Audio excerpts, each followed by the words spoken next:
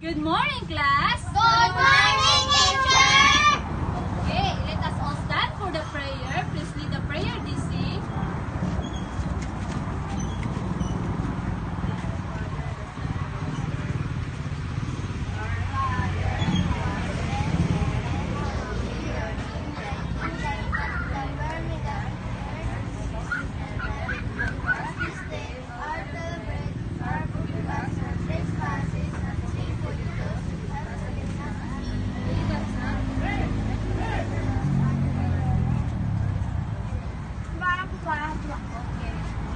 Please say present if your name is called. Gian Alvarez. Okay. Athena. Marian. Chico. DC. Okay. Before we start, let me remind you first our house rules. Please put your right hand in your heart and repeat after me.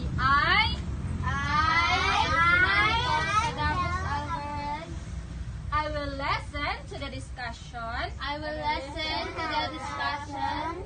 I will participate in the activities. I will participate in the activities. I will respect the opinions of my classmates. I will respect the opinions of my classmates. I will ask permission first before I will speak by raising my hand. I'll ask permission first before I will speak by raising my hand. Can you do this, class? Yes, Can ma'am. you do this, class? Yes, ma'am. Very good. So, I will listen to the discussion. So, so may dapat ko lang dira, di ba? Dapat maminaw sa discussion sa teacher.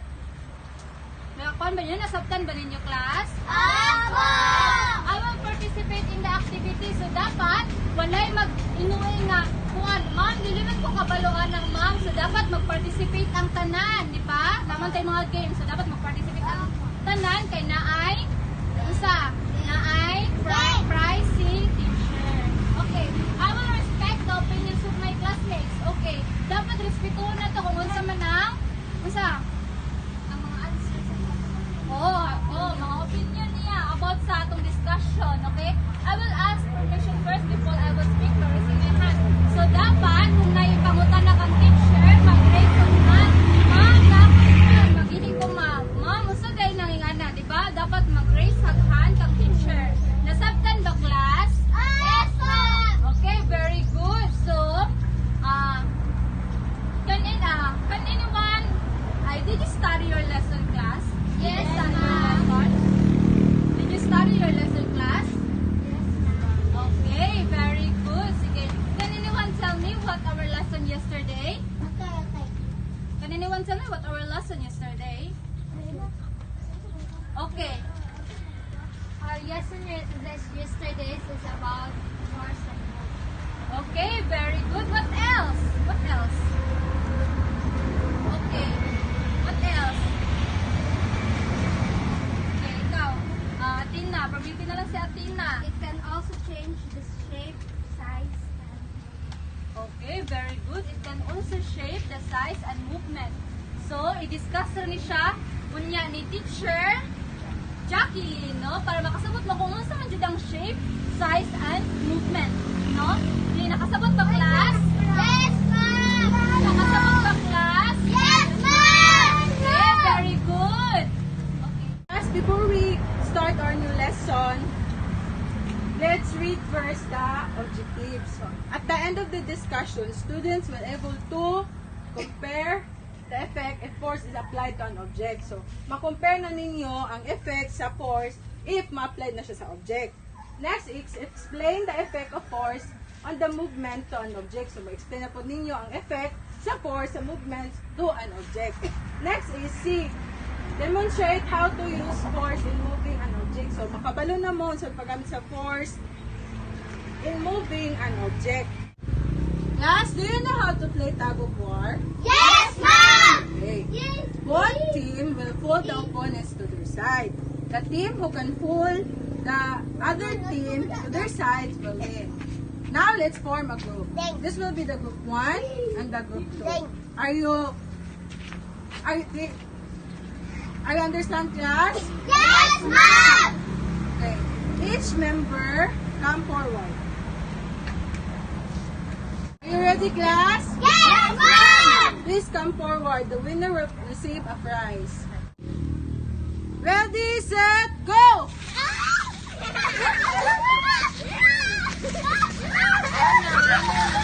Winner is Group 2.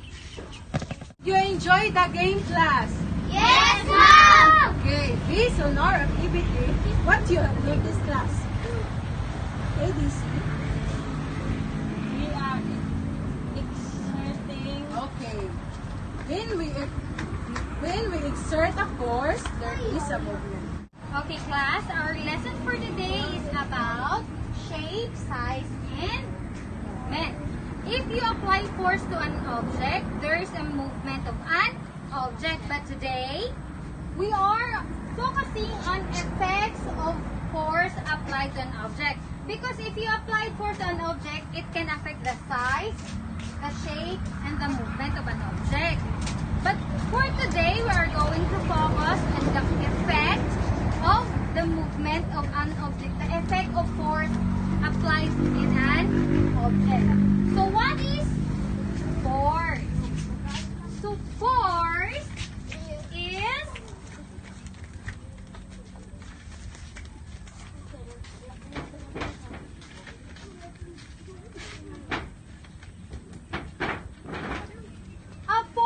is a push or a pull which occurs when two or more objects interact with each other. Meaning to say, if you applied force to an object, the object will move. Example. There are two examples. The first one is pushing a car and moving a chair by feet. So, example class here. Look. If you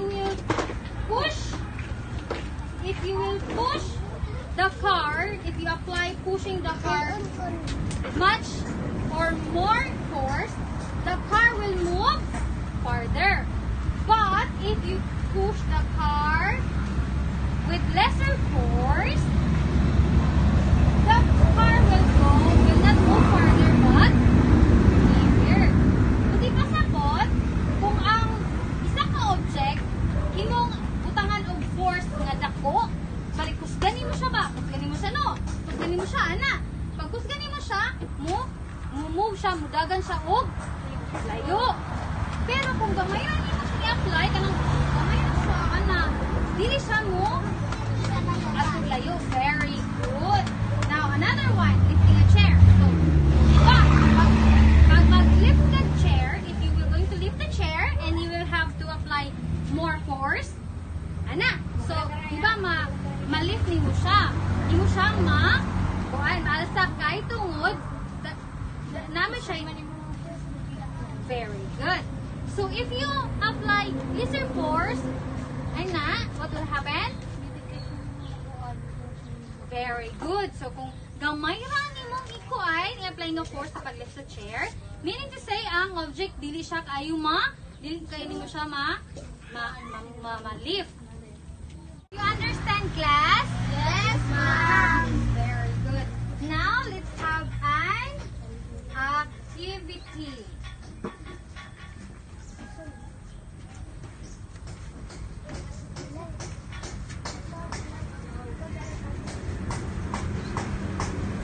Let's have a group activity. Each group will choose a representative who will flick a coin.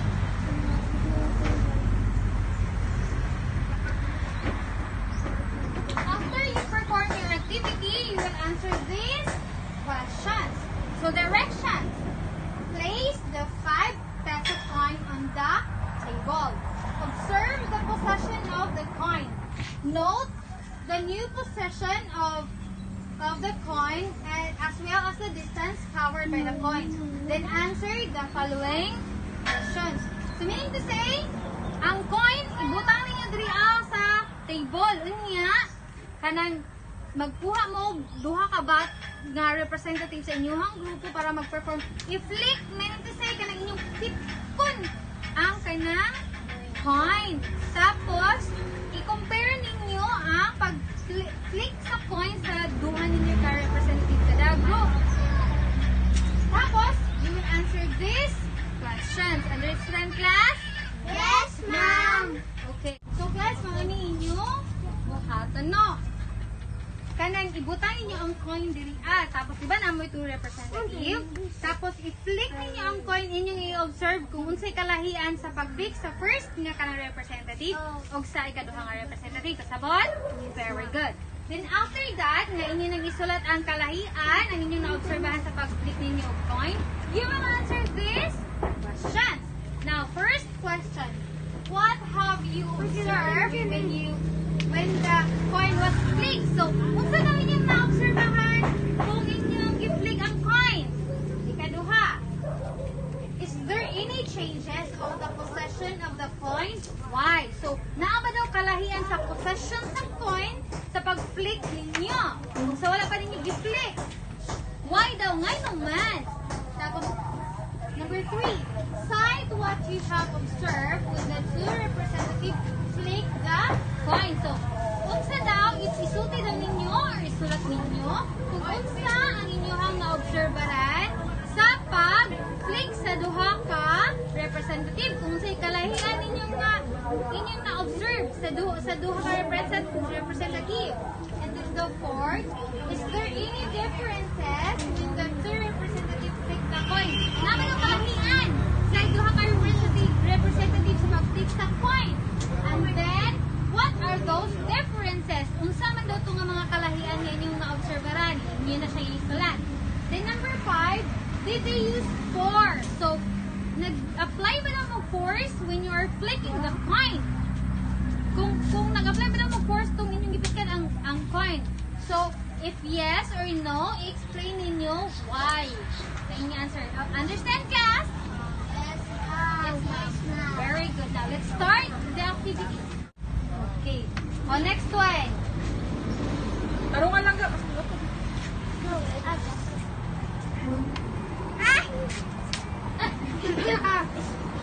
Go.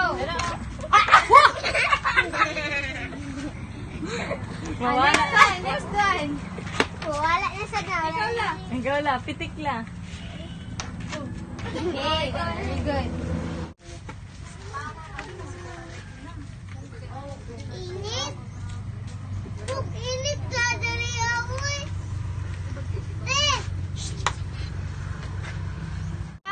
Pass your paper. Okay. Now, class, what is force? Is a force that oppose or force across when two or more objects interact with each other. Very good. Now, what will happen if you exert more force to an object? The object will move forward. Very good. Now, what will happen if you apply lesser force to an object? Anong gamay na yung mag-apply ng force sa isang object? What will happen? Okay, how about if you exert lesser force to an object? Now, yes, Athena. The object will not move further but near. Very good. Now, why do we need force? We need force because without force we can move. If we are exerting force, we can move and an object. Very good. Without force, dili ta maka-move ang object and dili pud ta makalihok because everything we do, we apply force. So why do we need force to do things? Ma'am. Yes, Athena. So that we can move, ma'am? Yes, correct. So force is very important kay pamaagi sa force kinahanglan sa atong adlaw-adlaw nga na activities nagagamit kita og force. So sa tanan natong tanan natong activities adlaw-adlaw kinahanglan gyud nga naay force nga atong ina-apply. So pamaagi pud sa force is naga-change siya sa shape, sa size, and our movement. So that's why in our daily activities mas mapasayon ang ato ang ginahimo or atong mga ginabuhat adlaw-adlaw. It's because of the force. So importante gid ang force sa ato ang ginabuhat adlaw-adlaw. So klaro ba class? Yes, ma'am. Okay. So since there is no questions, let's have a quiz. So class, this is our quiz. So this is the situation that you are going to answer these questions. So James and Erica are playing. They are racing using a bike. Sometimes later James won the race. So these are the 4 questions that you need to answer using this situation. So why James won the race? Then why Erica lost the race? And what will Erica would do in order for her to win the race? And how will the bike move? And why? Did you understand class? Yes, ma'am. Okay. Yes, ma'am. Answer. The answer For this task, I will give you 5 minutes. So it starts now.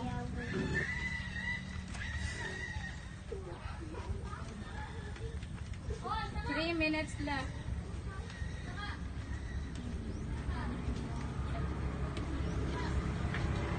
Okay, pass your paper. So for your assignment, search and write the meaning in your assignment notebook. The question is, what are the different types of force that can move an object? So sulatin niyo na sa inyong notebook and this will be passed tomorrow. This is the prize who won the game a while ago. So group 2 will be the winner, and we have the consolation prize for those who didn't win. Okay class, that will be all for today. Goodbye class. Goodbye ma'am. Okay, goodbye.